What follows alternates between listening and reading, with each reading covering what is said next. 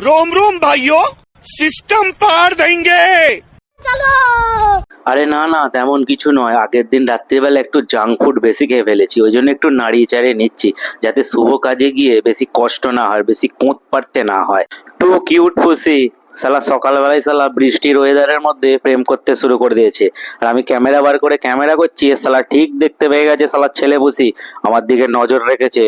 সকালবেলা জেলখানায় ব্রেকফাস্টে আজকেও কিছু শালা ক্যালেনি, ওই জন্য কি করব, ফ্রিজ থেকে একটা চাঁদ সন্দেশ বার করে নিয়েছি, আর এটাই খেতে খেতে মজা নিচ্ছি। কারণ তোমরা তো জানোই, চুরিবিদ্যা মহাবিদ্যা, যদি না পড়ো ধরা।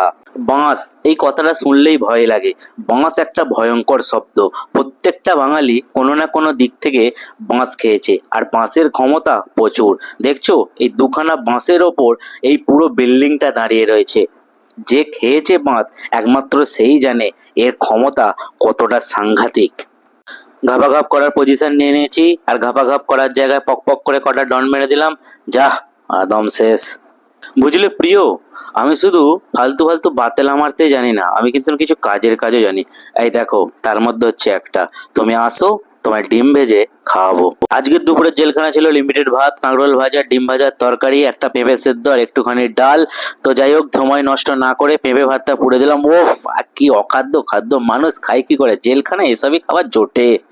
কুছ কুছ হোতা হ্যায় সিনেমায় কাজল অঞ্জলির চরিত্রে অভিনয় করার পর আর সেই রকম কোনো প্রমোশন পায়নি, যার জন্য একদম এখানে ডাইরেক্ট একটা দোকান খুলে ফেলেছেন, যেখানে ফ্রিজ, এসি এসব ইত্যাদি ইত্যাদি বিক্রি করা হচ্ছে। আপনারা আসুন, একদম ডিসকাউন্টে পেয়ে যাবেন। আজকের জেলখানায় রাতের বেলা ছিল ইলিশ মাছ, রুই মাছ এবং বিভিন্ন রকমের ভাজা।